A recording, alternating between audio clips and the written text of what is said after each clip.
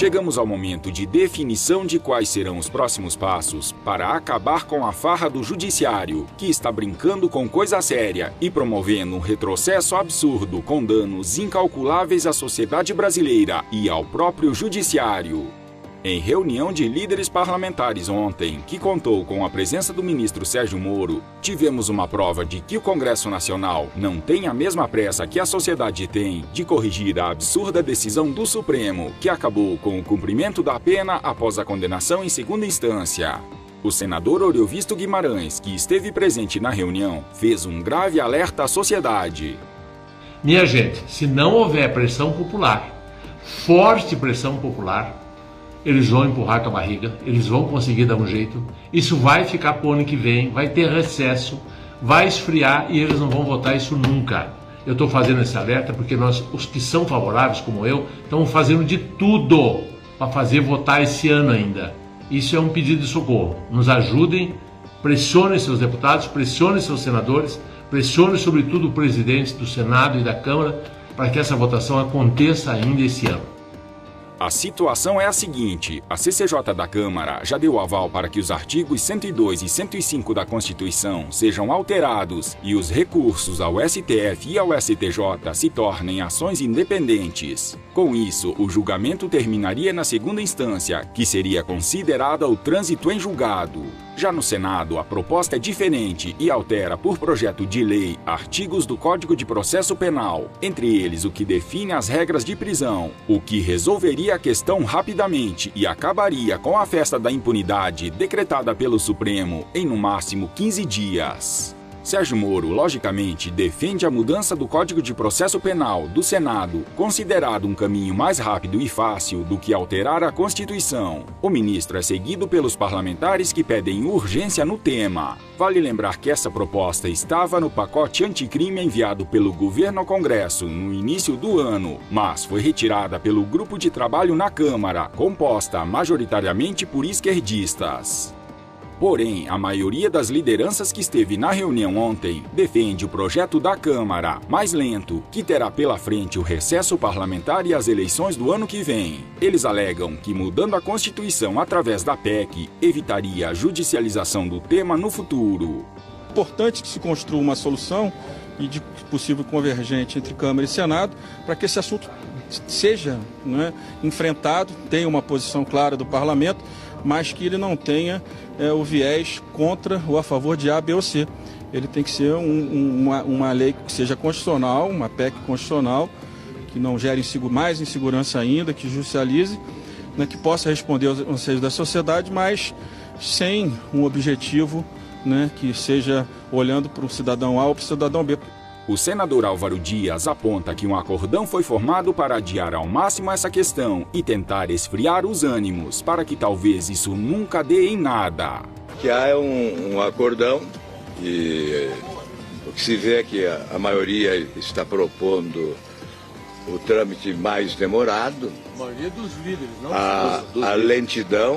a lentidão como caminho para empurrar para o ano que vem e quem sabe para onde iremos, não podemos afirmar, ainda. O senador Oriovisto foi enfático ao afirmar que essa manobra só tem uma intenção: enganar a população, e que se não houver uma mobilização da sociedade agora, nunca mais haverá prisão em segunda instância no Brasil. Eu quero dizer uma única frase, não vou fazer um discurso longo. Eu fui autor de uma PEC em fevereiro desse ano que instituía a prisão em segunda instância. Abri mão dessa PEC porque havia um acordo no plenário do Senado de que eu deveria abrir mão dessa PEC para se aprovar o projeto de lei, que teve a colaboração do ministro Moro, da senadora Simone Tebet, havia um consenso. Agora, de repente, porque surgiu uma PEC na Câmara, não querem mais votar o projeto de lei no Senado. Minha gente, eu vou fazer aqui uma previsão, vou dar uma de bola de cristal. Se a população brasileira não se mobilizar, nunca mais haverá prisão em segunda instância no Brasil. A depender desse acordo de agora, a prisão em segunda instância está indo para as calendas. Não será instituída nunca mais no nosso país. E isso aqui vai continuar sendo o paraíso da impunidade. O ministro Sérgio Moro reiterou que a execução da pena após condenação em segunda instância é fundamental no combate à impunidade. Nós entendemos como imprescindível a execução em segunda instância. A minha posição é muito pública sobre isso há muito tempo.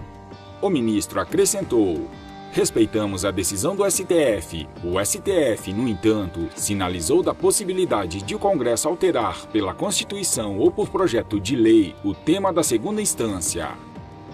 O senador Oriovisto anunciou que está sendo criada uma frente parlamentar entre deputados e senadores para garantir a aprovação tanto do PL do Senado quanto da PEC da Câmara. Estou extremamente preocupado.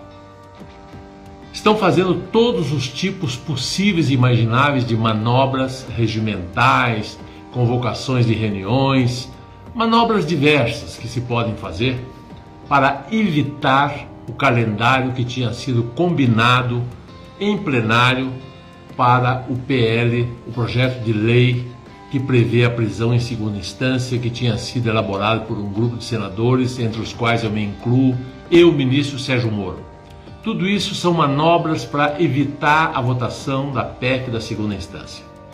Quero dizer para vocês que nós estamos formando uma frente parlamentar aonde os senadores se comprometem a aprovar no Senado a PEC da Câmara, que teve origem lá na Câmara, e que os deputados estão se comprometendo a aprovar o PL que teve origem aqui no Senado.